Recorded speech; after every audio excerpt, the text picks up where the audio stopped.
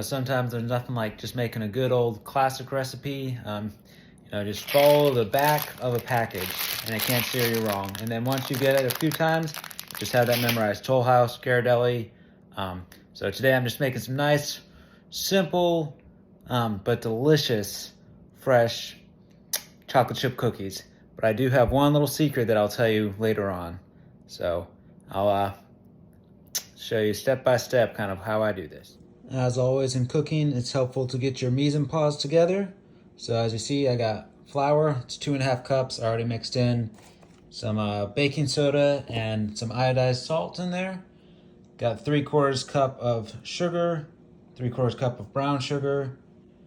So this is my secret. I got some coffee grounds here, about 1 teaspoon, which is really gonna bring out that chocolate flavor, get a nice pop. Butter, these are farm-raised eggs, so normally it's 2, but they're a little bit smaller, so we're going with 3 eggs. Ghirardelli chocolate, some vanilla extract. So I'll just got that all set up, and then we're gonna mix it all together. Got my sugar and my butters here in the mixer. Already got it started going a little bit, but we're just gonna let that go until it gets nice, smooth, and creamy. Make sure you start your butter at room temp, so if it's in the fridge, pull it out a couple hours earlier, or you can always do it slowly, defrost in the microwave, get it nice and soft right before you start the mixing process. As you can see, the flour and butter are starting to look nice and fluffy. It's all homogeneous, so I'll go ahead and add my eggs one at a time, so you don't get any shell in there.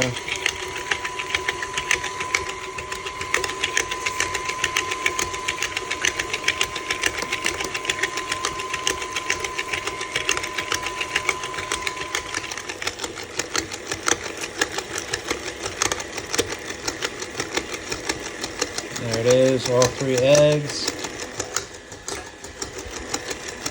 Next we're going to add some vanilla. It's really important step not to skimp on the vanilla.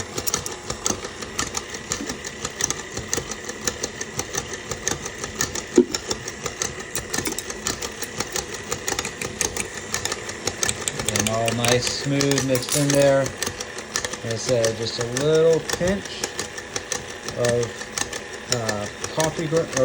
fresh ground coffee. You can use instant, espresso, kind of whatever you want. It'll blend, it'll smooth in there as you work it and cook it. Just give it a nice extra little mocha undertone, like kind of set your cookies apart here. Just a little trick I cooked up along the way.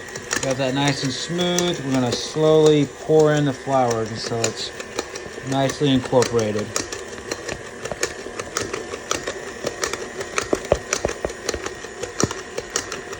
That flour in there, just kind of wait for it to come together. Machine's a little bit on the older side, that's why you hear that kind of clicking. My whisk gets a little warped, takes a little longer, but still works like a champ.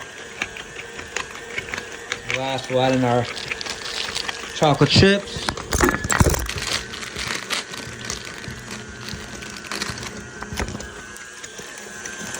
Just going with the whole bag right here, about 2 cups, 12 ounces. Real nice, rich chocolate chip cookies.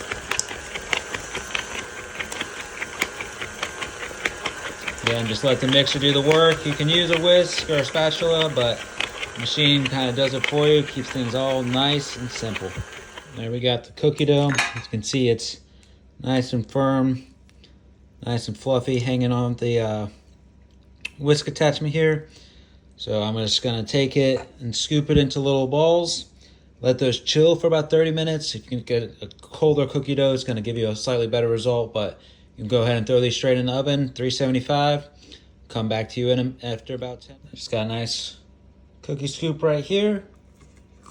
Go directly on a ungreased pan. There's so much butter in these cookies, you don't really need any grease to keep them from sticking, so you can go straight on the pan. A nice silver pan. The darker, it'll kind of darken the bottom, so you want a newer pan, the better, to get your cookies. So there we go. Putting these about 2 inches apart, give them plenty of room to spread out, but get a nice full cookie tray. I said I got my oven preheating. Most recipes say to start with preheating. It's gonna waste a little bit of energy. You can just turn your oven on later on. Make sure it is nice preheated before you put your cookies in, but no need for it to be sitting idle for a long time. As I said, it's really helpful to cool down your cookies. So here's the inside of my nice full and messy fridge. Clear out some space for that. And the oven preheats, the cookies get nice and cool. We'll have some delicious homemade chocolate chip and slight mocha cookies here in a bit. Not gonna cook them all. The cookie dough will hold for a couple days in the fridge. If not, you can always scoop them and freeze it in little balls, or just freeze the whole thing, get back to it later. Personally, I'd probably go through this all in the next couple days, give some to friends, stuff like that, but there won't be any problem. There won't be any problem using up all this cookie dough. It makes about 4 dozen cookies, give or take, based on how your scoops and stuff. So, but it's gonna be excellent. Another thing, whenever you're adding something, spices, you can sneak in a little bit of whatever, cinnamon, nutmeg, mocha, some extra cocoa, all that stuff. As long as it's not too much, it shouldn't impact it. But if you ever start adding new things, coconut or an extra liquid or fruit, you got to make sure your recipe is not gonna be compromised by that. So touches here and there, but if you're gonna go out too outside the box, you got to make sure it's not going to mess up your flow. When baking, your measurements, flour to egg to fat, are very important. Just reminding you. Make sure you get as much as you can of your batter, out of your bowl and out of your whisk. But anything left, that's kind of the chef's gift. You can get that nice cookie dough.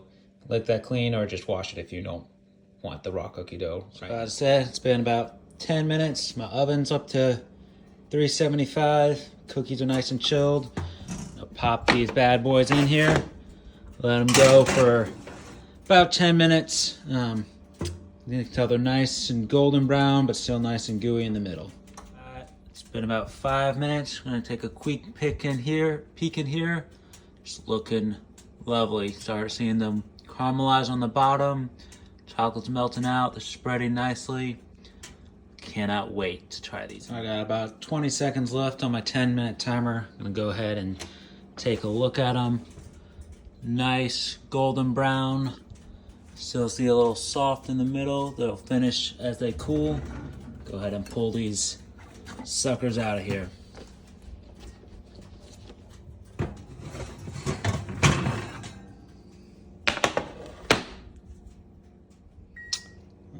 Comes nicely, just a little push under the cookie. Got a little extra golden color due to that coffee grounds in there. Here we go. Nothing better than a nice cold glass of milk. Fresh cookie straight out of the oven. Look at that, it's gooey. Look at that, it's gooey, a little crispy on the edges. Just dunk that in there. Might not be your mom's secret recipe. Told you everything. Just follow the Gradual. Add a little bit of coffee, give it some extra boost. Man, that is a nice, just simple chocolate chip cookie. Can't go wrong.